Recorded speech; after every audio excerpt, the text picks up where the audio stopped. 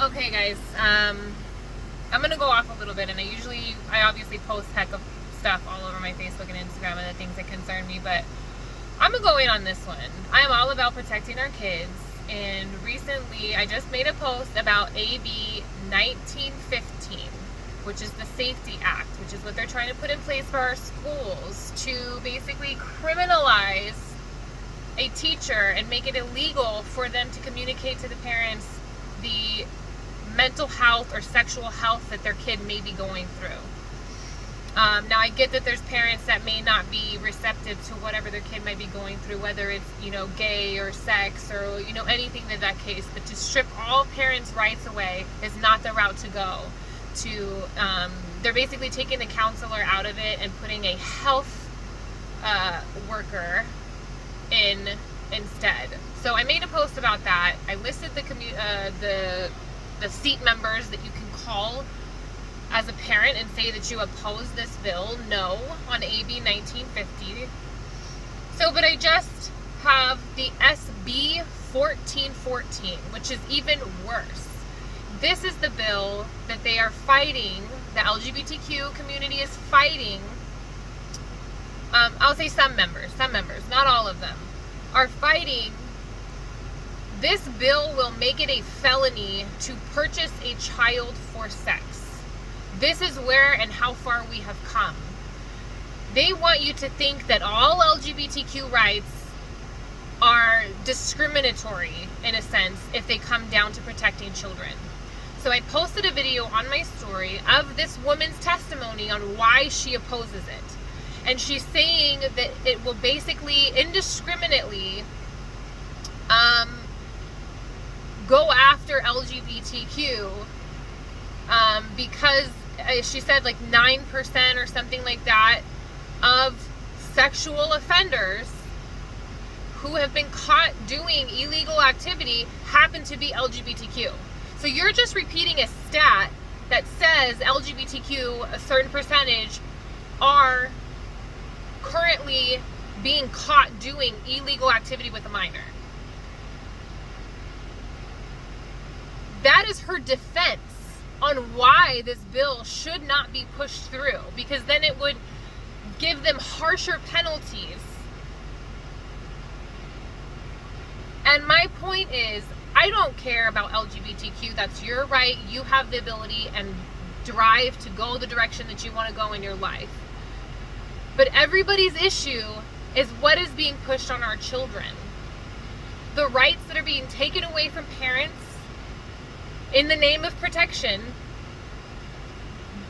But these people, these seat members that hold your vote and the ability to push through these bills are not protecting our children. They are protecting pedophiles.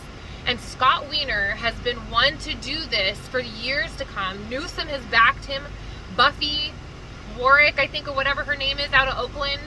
These people are not for protecting children whatsoever. So this bill, SB 1414, is to criminalize up to felony cases, which every other state has this as a felony, to purchase a child for sex. A child, a minor. This is not talking about your adult fetish and what you want to do and your LGBTQ rights to go and be with whoever you want to be with. This has nothing to do with the right to be gay. This has everything to do with protecting children from predators, whether gay or not gay. This is a bill to criminalize and to felonize buying a child for sex. And with everything that has come out recently about the child trafficking, like I am crazy and I'm probably a little obsessed sometimes with how dark and deep this hole really goes. And this has been almost a systematic pattern of decriminalizing and lessening sentencing for pedophile, regardless of LGBTQ. I feel like they are using this as a crutch now to minimize the penalties for these people. So I want to flash back, and I'm going to try to wrap this up because I know I could talk forever about this kind of stuff. Back when COVID happened, there were protests going on in Los Angeles besides the COVID protests for mask mandates. They were talking about Save the Children movement. These were people that were coming out and talking about the abuse and sexual molestation that was going on through Hollywood and through these elites that had protests. They were shut down for COVID restrictions. However, they let BLM riot and do whatever they wanted to. This is what we're pointing out, is that they shut down this protest for COVID restrictions, but it had nothing to do with COVID restrictions. It was to shut them up and to quiet the movement. So all of a sudden, we heard nothing about these protests. We heard nothing about this message of Save the Children. I tried to speak out as much as I could and pass the message. And if that's all I can do, I've tried to do more, but if that's all we as a people can do, is to not let this be silent, not let this be pushed under the rug, because then people can just continue to push their agendas forward with no confrontation, no friction. And we as parents need to create as much friction as we can to protect our children. This is not about gay rights.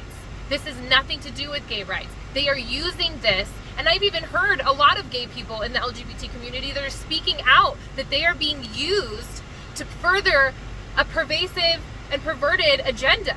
They are not protecting children. So again, I'm going to try to wrap this up because I'm not trying to go off. Back when that COVID mandate happened and they were closing down these protests, they shut it down because they didn't want the word to get out about the Save the Children movement. A year or so later, now we have all of these accounts coming out of the child trafficking, the Epstein that nobody wants to release info about, but all of these elites that are connected to this, and they're just letting some of them come out and fall out. Oh, P. Diddy, he's just released because he's no longer useful. They have to sacrifice somebody to take the fall somewhere along the lines because there's too much heat, there's too much information out there for them to completely deny it anymore, so they have to let somebody fall. Half of the politicians, Republican, Democrat, everybody included, elites, Hollywood, singers, let's not deny all of the facts that are out there. If you really want to look for it, it's all there. Aside from these people, a year and a half after these protests were going on about the elites in Hollywood molesting and taking advantage of people, Scott Wiener lessened the sentencings and lessened them specifically for sexual predators towards children. He lessened their sentencing and eased their consequences for being caught with a minor, especially if it was same-sex molestation. Let that sink in. Same-sex molestation is less offensive than molestation in general.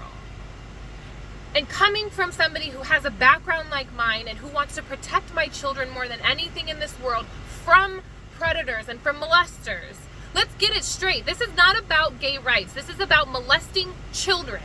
And Scott Wiener not only lessened sentencing in California already as it is. If you're caught as a pedophile or sex offender, you have a lesser sentence in California than anywhere else.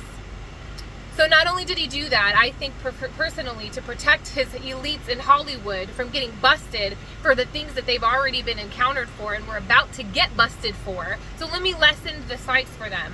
And it also limited the people who would actually be put on a sex offender list so that it would allow them to not be publicly known as a pedophile.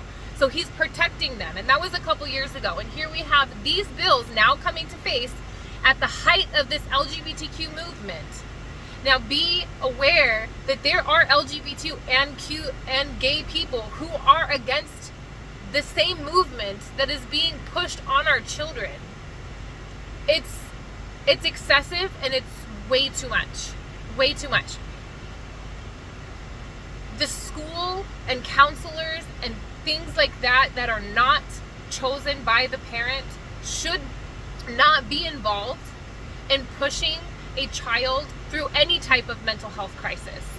If a child is going through mental health, whether sexually related or not, the parent needs to be the one to make those decisions on what kind of medications they need to be on, if they need to see counselors, if they need therapy, anything to do with that. And let me, on the last bit of this, before I continue to go off too long, not only are they lessening sentences for pedophiles, and in this SB 1414, continuing to keep pedophilia and purchasing a child for sex, keeping it a misdemeanor is their goal, and this Safety Act, which is the AB 1915, which is basically criminalizing a teacher for communicating with the parent. There are teachers that are protesting this bill because they don't want to be put in between a parent and their child. They know that the parent is the best, in most cases, the best person to help their child through whatever situation they're going through. And this is not limited to just LGBTQ care. This can go up as far as vaccinations, hormone changing, and abortions. They can help your child through an abortion and prevent you from knowing about it and seal the medical records of that child so that the parent has no access to find out what their child has gone under. So please do not get this confused with safety for gay and LGBTQ children. It is not about their safety. I just really want people to really look into these bills, look at the small and the fine print and the verbiage that they try to use, and what it's really, who is it really protecting? Look at that. And the video that I posted is, again, this woman's defense on why SB 1414 should not be put through, because it would place higher consequences on people who are caught with a minor, whether purchased or not, and give them higher consequences for sex with a minor. Why is that something that is your goal? If your goal is to just be LGBTQ and gay and free, why does it have to involve freedom to be with a minor? Freedom with a minor. Listen to that. That is what this bill is correcting or protecting. It is not about gay rights. It is about protecting our children. And there, again, are the same assembly members that are posted on the post that I made that has the assembly members' contacts for the AB 1950. Those are your same assembly members that you can call and to oppose the SB 1414. Those are the same assembly members. Find out who your assembly member is for your local area and call them and blow them up. This is not how we protect our children. This is not how we get them through difficult times in their life where they have confusion or they have experiences that happen to them. This is not how we protect them. Who is going to protect your child better than you? That's all I gotta say. And I'll leave it at that. And hopefully you guys won't hear from me for a while, because I know I'd be crazy sometimes. So, love you, bye.